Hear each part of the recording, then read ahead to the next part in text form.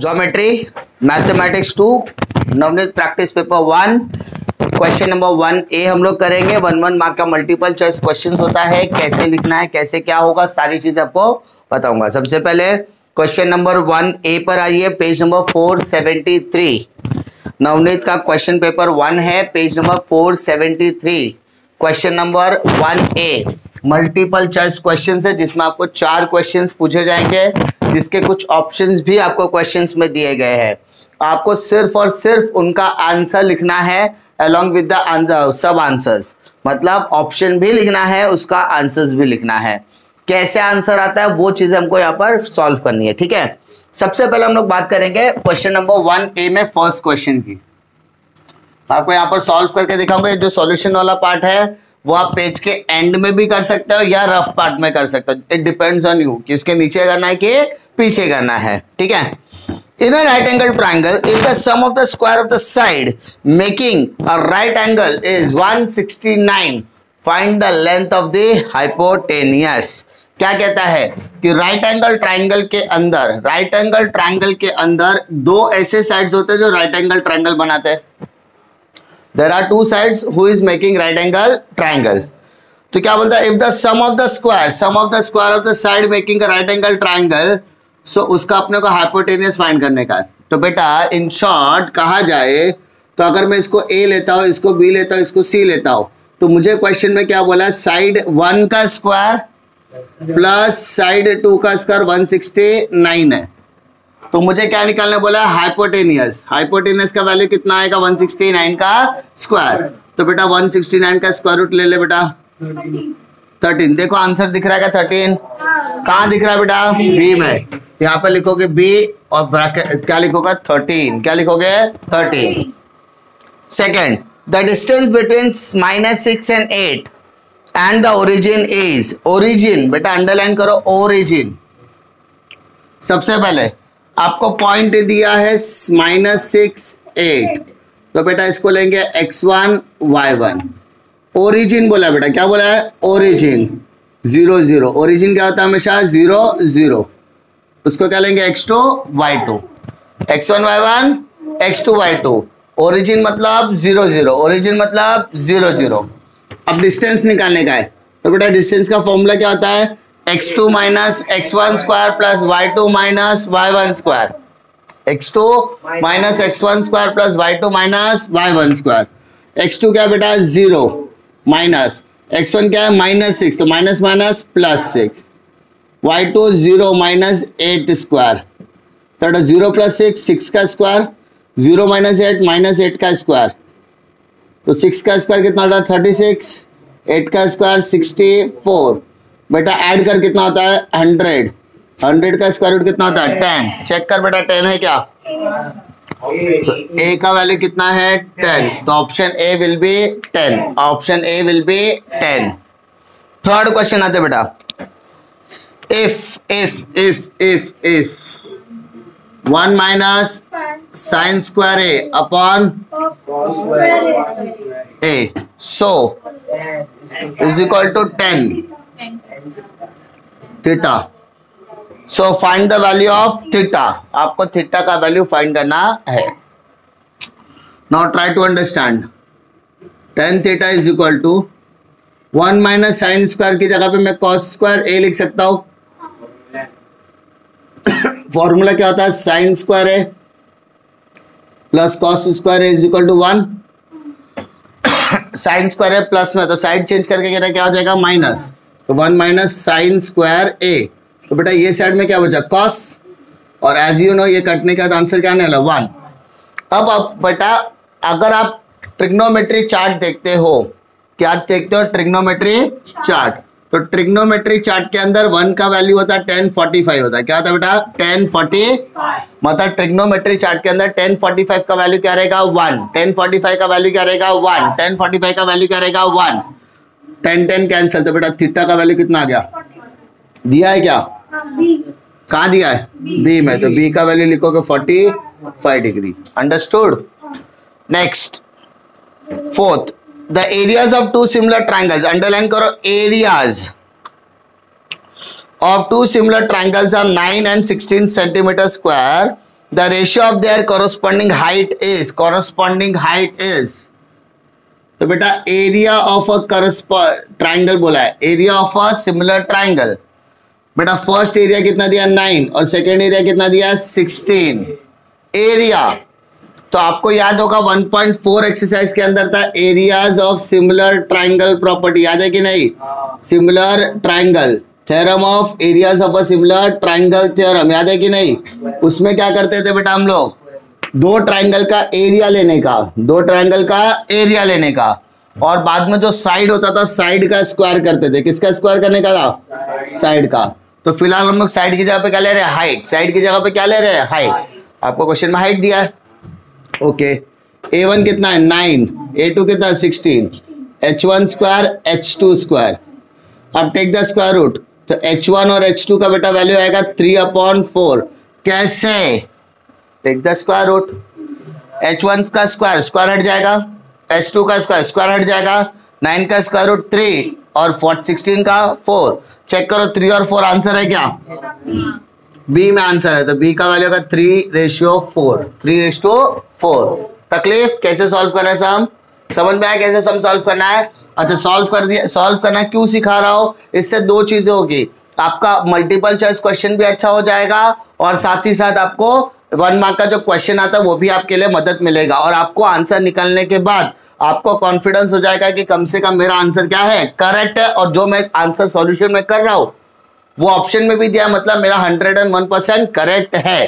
तो एग्जामिनर आपको इस पर मार्क्स देने वाला है। इसका 4 के 4 करेक्ट है तो आपको 4 में सिर्फ 4 मिलने वाला है। ये सॉल्यूशन वाला पार्ट आप कहां करोगे? या तो रफ में करो या तो उसके नीचे करो, समझा? As a practice paper 2 page number 478, ठीक है। क्वेश्चन नंबर 1A क्या दिया यहां पर देखो। First question, which of the following is not the test of similarity? ऐसा कौन सा टेस्ट नहीं है? सिमिलैरिटी के अंदर ये टेस्ट नहीं है, तो बताओ कौन कौन सा ऐसा टेस्ट है? याद होगा आपको 1.3 स्टार्ट होने से पहले, ठीक है, आपको एक टेस्ट था सिमिलैरिटी टेस्ट, उसमें आपको अलग अलग टेस्ट के बारे में बताया था। तो वो सारे टेस्ट के अंदर जिसमें ट्रिपल एस, साइड, एंगल, ठीक है, तो ऐसा कौन सा है जो टेस्ट बिल्कुल नहीं है, ठीक है, तो वो आपको बताना है। तो आपने वहां पर क्या क्या टेस्ट सीखा था? 3 साइड, यानी अगर किसी भी ट्राइंगल के अंदर 3 साइड है तो SSS, एक ट्राइंगल के अंदर तीनों एंगल सेम है तो क्या हो गया? एंगल टेस्ट, ठीक है। 2 साइड एक एंगल टेस्ट, 2 साइड तो SAS। बट यहां पर आपको जो थर्ड वाला दिया है, ठीक है, साइड एंगल साइड टेस्ट, वो सिमिलैरिटी का टेस्ट नहीं है, ठीक है। Sorry SAA, sorry side angle, ये आपका टेस्ट नहीं है, समझा? आगे देखते हैं। Second, if ABC is a side of a triangle A square plus B square plus C square, name the type of a triangle. भाई सीधी मालूम पड़ रही है कि A square plus B square plus is equal to C square दिखा, तो समझ जाना कौन सा है? Right angle triangle. तो कहां पे दिख रहा है राइट एंगल? C में, वहां पे लिखो राइट एंगल ट्राइंगल। नहीं, डायरेक्टली कर सकते हैं इसको। जो सॉल्यूशन वाला पार्ट है वो सॉल्यूशन करो, जो डायरेक्टली आप बता सकते हो डायरेक्टली करो, इससे आपका टाइम, एफर्ट सब कुछ बचेगा। थर्ड क्वेश्चन में क्या बोलता है? In cyclical quadrilateral ABCD twice the measure of angle A, underline करो, twice the measure of angle A is equal to thrice the measure of angle C, find the measure of angle C। क्या बोला? Twice the measure of angle A, twice the measure of angle A, twice मतलब double, twice the measure of angle A is equal to thrice the measure of angle C। अरे angle A का twice मतलब double, angle C का thrice मतलब 3 is equal to same है। तो आपको क्या पता करना है? Find the measure of angle C। तो देखो अगर आप एक क्वाड्रिलैटरल बनाते हो तो आपको समझ में आएगा कि A, B और CD, इसके अंदर A और C जो है ना वो एक दूसरे का ऑपोजिट है। एक दूसरे का क्या है? सिंपल, तो यहां पर अगर मैं ऐसा बोलूं कि angle A plus angle C will be 180 degree, because triangle का प्रॉपर्टी क्या होता है, opposite angles of are supplementary ना, opposite angles of cyclical quadrilateral are supplementary. मैं शॉर्टकट क्यों लिख रहा, क्योंकि मुझे पूछा नहीं है सॉल्व करने के लिए, मुझे तो डायरेक्टली आंसर चाहिए। ओके, तो अब मैं ए कैसे लाऊंगा, सी कैसे लाऊंगा, ए 180 कैसे लाऊंगा, मुझे क्या निकालने बोला है, सी। क्या निकालने बोला है, सी। तो आपको समझने के लिए मैं एक छोटा सा ट्रिक कर देता हूं। मुझे सी निकालना है, कॉमन सेंस है, तो मैं ए को क्या करता हूं, एक्स कंसीडर करता हूं। क्या कंसीडर करता हूं, एक्स। सर क्यों, सी तो निकालना है, तो ए बचा, तो ए को क्या कंसीडर करते हैं, x.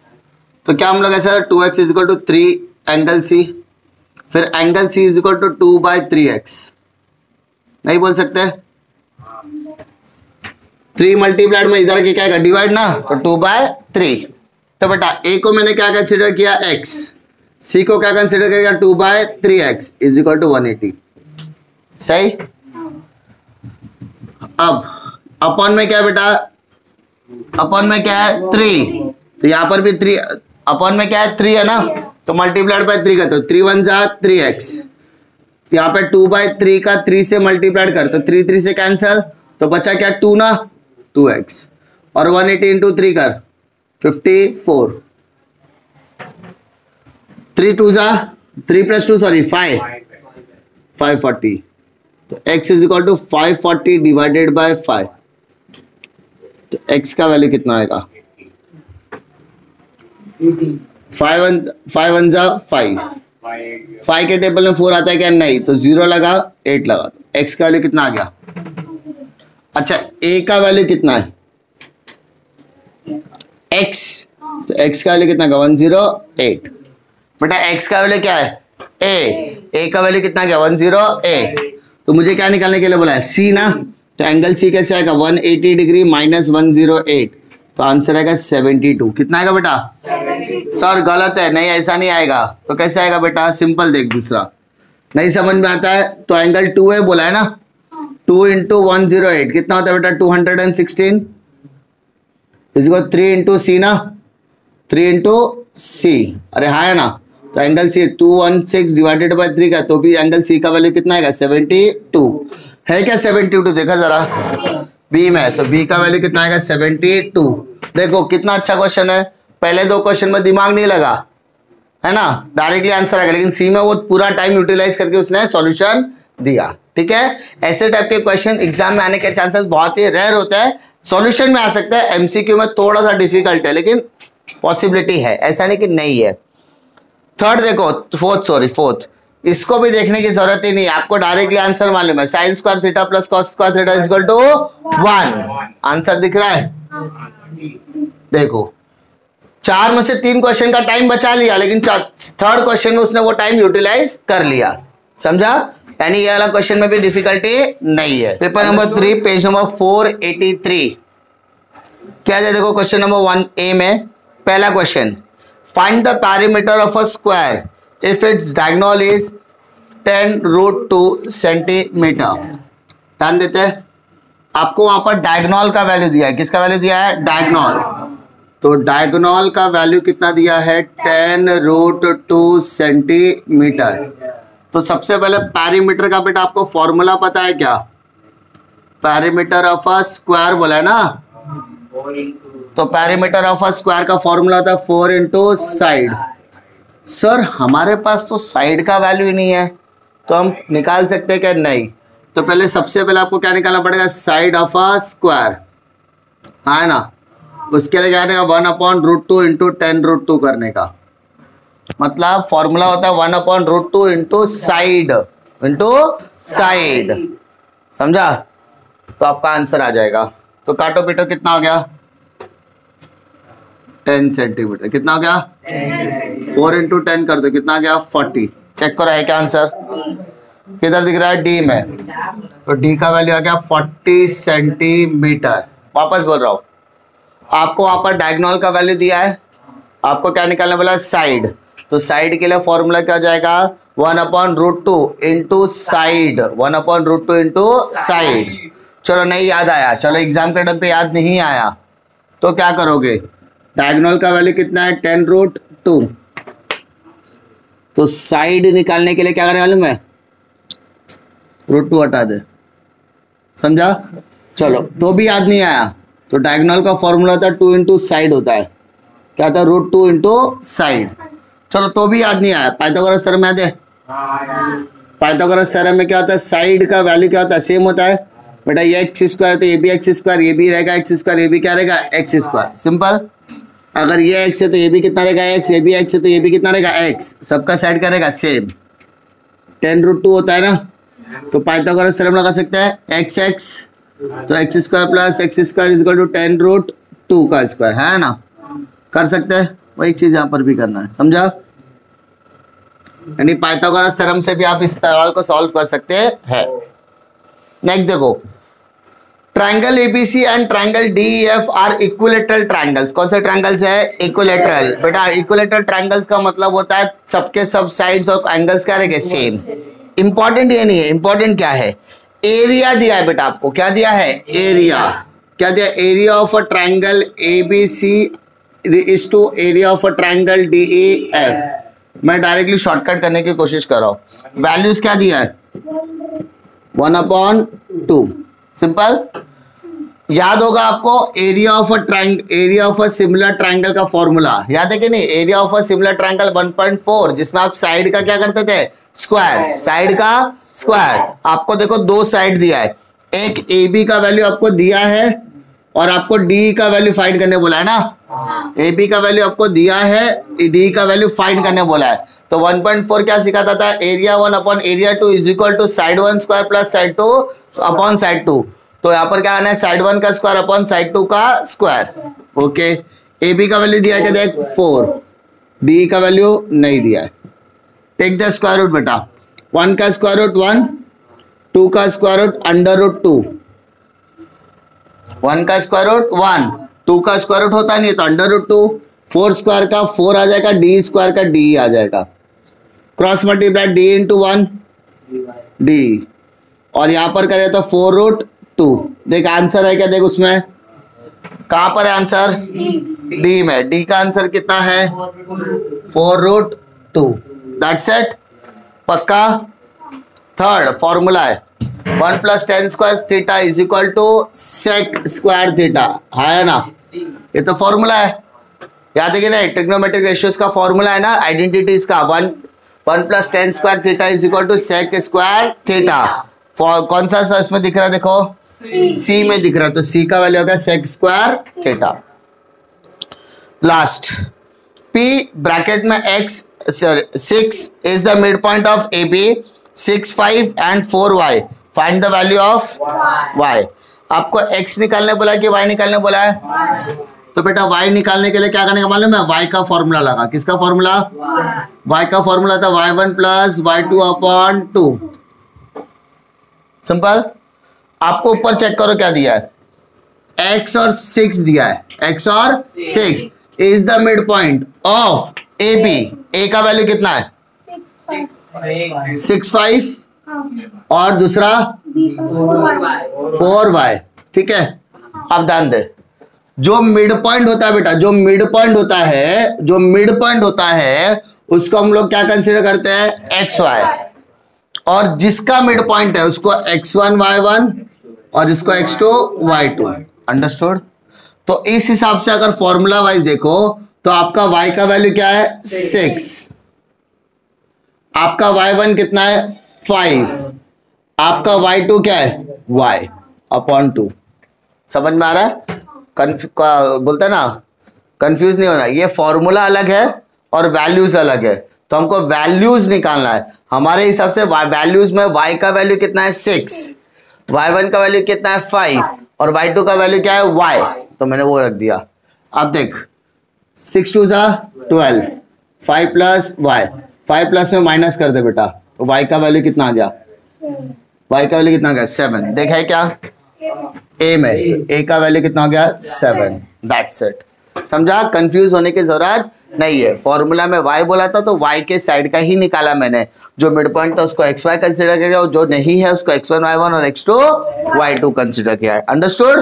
Question paper 4 page number 488 क्या बोला, देखो क्वेश्चन नंबर 1 ए में पहला question, if points A B and C are non collinear points then how many circles can be drawn which passes through point A B and C. बताइए कितने circles उससे draw किए जा सकते हैं, 1, 2, 3 या इन्फिनाइट। बताओ, 3 नॉन कॉलिनियर पॉइंट्स है, 3 नॉन कॉलिनियर पॉइंट से कितने सर्कल ड्रॉ किए जा सकते हैं?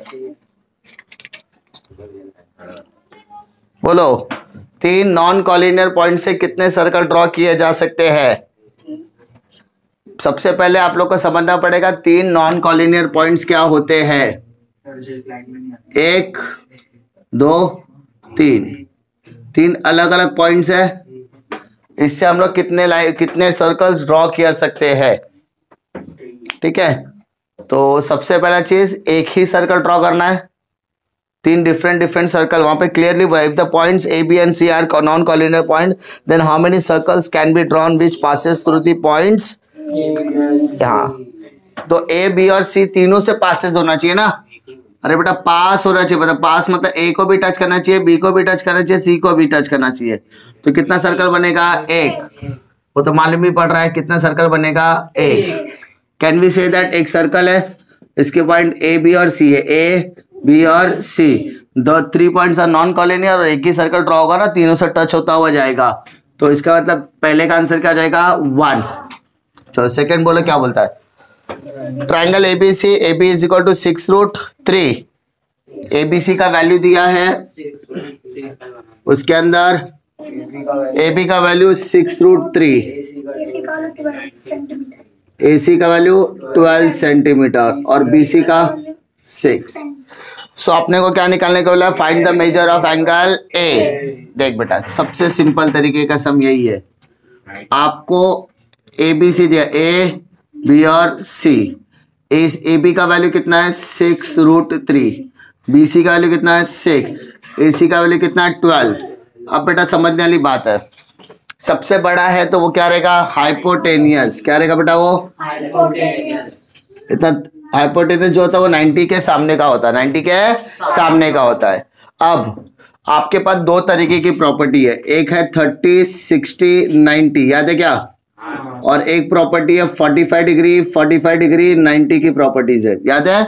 2.1 एक्सरसाइज में आपको मैंने बताया था। अब यहाँ पर देखो 90, 30, 60, 90, 45, 45, 90। बट यहाँ पे जब मैं 45, 45 बोलता हूँ, इसका मतलब दोनों एंगल सेम है, 2 एंगल सेम है तो 2 साइड भी सेम होनी चाहिए। क्या लगता है ये दोनों साइड सेम है? नहीं, तो इसका मतलब ये प्रॉपर्टी तो लगने वाली नहीं है। कंफर्म हो गया।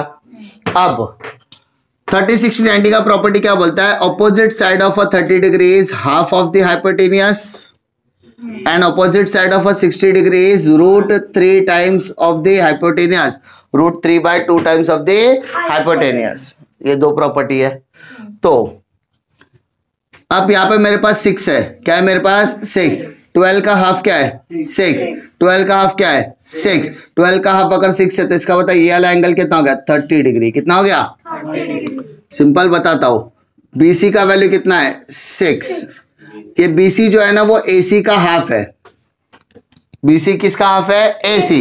AC मतलब 12 का हाफ कितना होता है? 6। हमारा प्रॉपर्टी क्या होता है? 30 डिग्री का जो ऑपोजिट साइड होगा वो हाइपोटेनस का क्या होगा? हाफ। तो यहाँ पर A का वैल्यू कितना हो जाएगा? 30। चेक कर अपने पास 30 का वैल्यू क्या है? A। तो यहाँ पे A का वैल्यू लिखने का 30 डिग्री। कितना लिखेगा बेटा? 30। Simple. Next, point P is the mid point of line AB with A and B, then find the coordinate of P। बेटा P क्या है बेटा? मिड पॉइंट है उसका। P क्या है उसका? A और B का। तो बेटा आप चाहो तो उसको डायरेक्टली सॉल्व कर सकते हो या फिर लेके। A का वैल्यू कितना है? और B का वैल्यू? तो बेटा ये x1 y1 और ये क्या हो जाएगा? x2 y2। कोई तकलीफ? बीच वाला क्या हो जाता है? x और y। x का फॉर्मूला होता है x1 प्लस x2/2। तो बेटा x1 क्या है? -4। x2 क्या है? 6/2। तो 6 - 4, 6 - 4 2/2। 6 प्लस में है ना, तो आंसर क्या आएगा? 1। चेक कर मेरे पास 1 कहाँ पे दिख रहा है? ए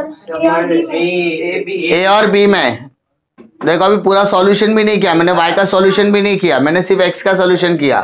ठीक है, अब y देखो, y1 plus y2 upon 2, 2 plus 2 है ना, 2 प्लस 2 4, 4 का हाफ कितना का 2, तो मेरा आंसर क्या 1 और 2 ना, तो किधर आएगा b, 1 एंड 2। कोई तकलीफ? Last but not the list, triangle ABC is similar to triangle PQR and AB is equal to 7 upon 5, AB upon PQ is equal to 7 upon 5, then triangle ABC is bigger than PQR, PQR is bigger than ABC, both the triangles are equal in size, cannot be decided। बेटा देखने के बाद ही मालूम पड़ता है, AB का value और PQ के वैल्यू में, AB का वैल्यू और PQ के वैल्यू में 7 upon 5, तो 7 is greater than 5, 7 is greater than 5। बेटा अगर 7 is greater than 5 इसका मतलब AB is greater than PQ, AB का वैल्यू बड़ा है PQ का वैल्यू छोटा, तो इसका मतलब AB से ट्रायंगल क्या रहेगा बड़ा, किससे, PQR से। इसका मतलब फर्स्ट वाला ना, A triangle ABC is bigger than triangle PQR। तकलीफ? पक्का? कैसे करना है solve? Practice paper 5 page number 493। क्या कहते हैं देखो, क्वेश्चन नंबर 1A में first question, out of the following point dash lies two point right of the origin x axis. अगर आपको याद होगा तो अगर इस तरीके का आपको ग्राफ आता है, ये आपका ओरिजिन हो गया, ये आपका एक्स एक्सिस, ये आपका वाई एक्सिस। ठीक है, आपका लेफ्ट साइड है या राइट साइड, तो राइट साइड में जो भी नंबर्स आप लिखते हो किस में लिखते हो, प्लस में। राइट साइड में जो भी नंबर लिखते हो किस में होता है, minus. Right side and left side, right side और लेफ्ट साइड। अपर साइड में क्या लिखते हो, प्लस, और लोअर साइड में माइनस। सिंपल।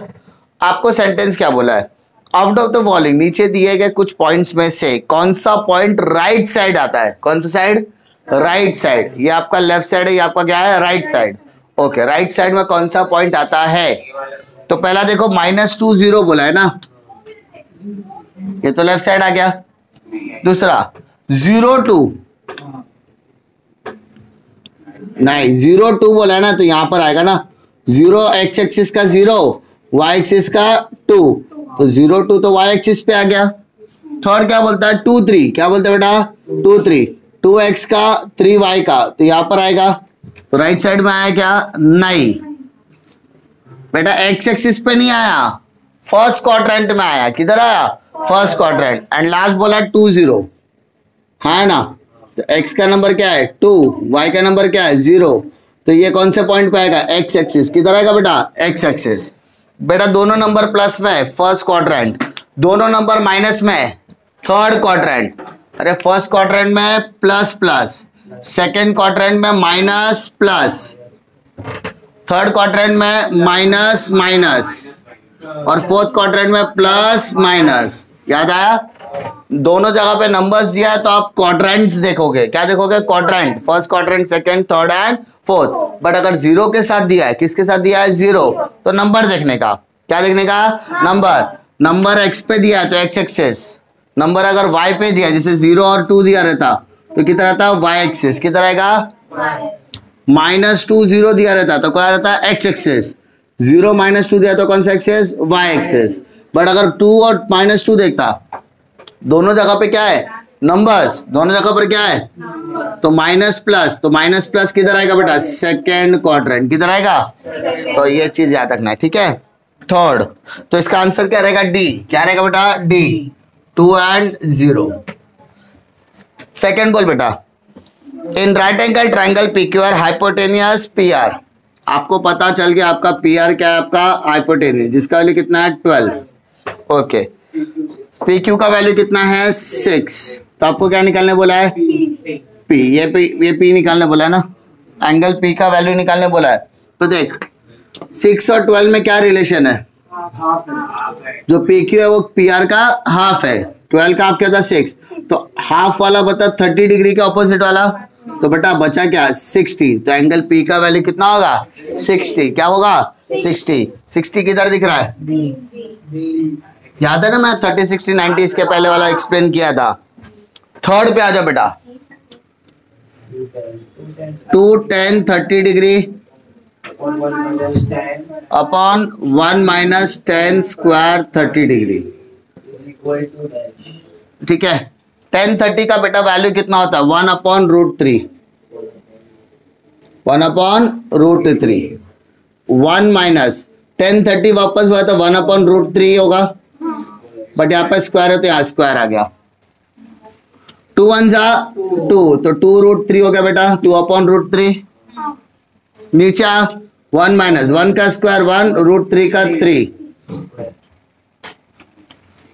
स्क्वायर हट गया ना बेटा, स्क्वायर क्या तो बचा क्या 2 रूट 3 है ना, 2 अपॉन रूट 3 डिवाइडेड बाय 3 1 सा 3 माइनस 1 2, तो आएगा 2/3। कितना आएगा?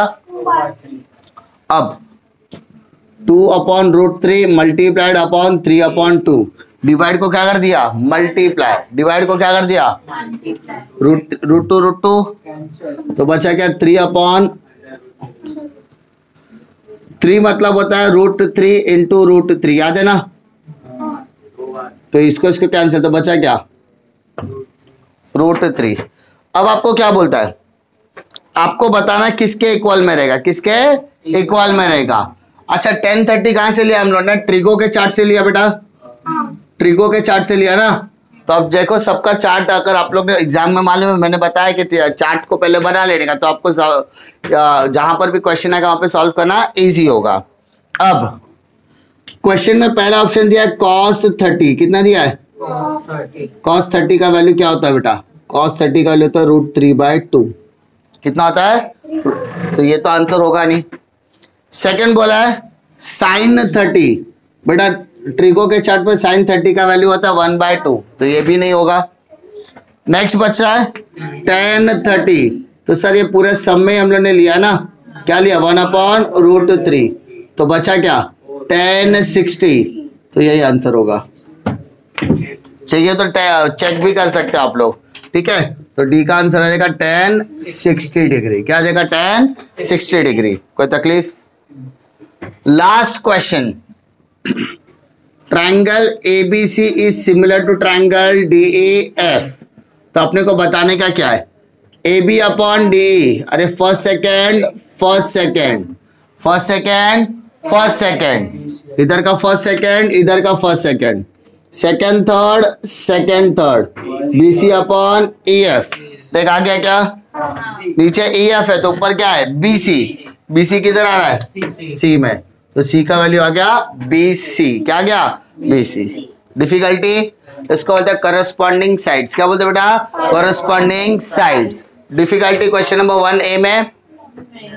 नेक्स्ट वाले में अपन क्या करने वाले हैं? क्वेश्चन नंबर 1B करेंगे। 1A हम लोग ने पूरा खत्म कर दिया, 1B हम लोग नेक्स्ट वाले में करने वाले हैं। डिफिकल्टी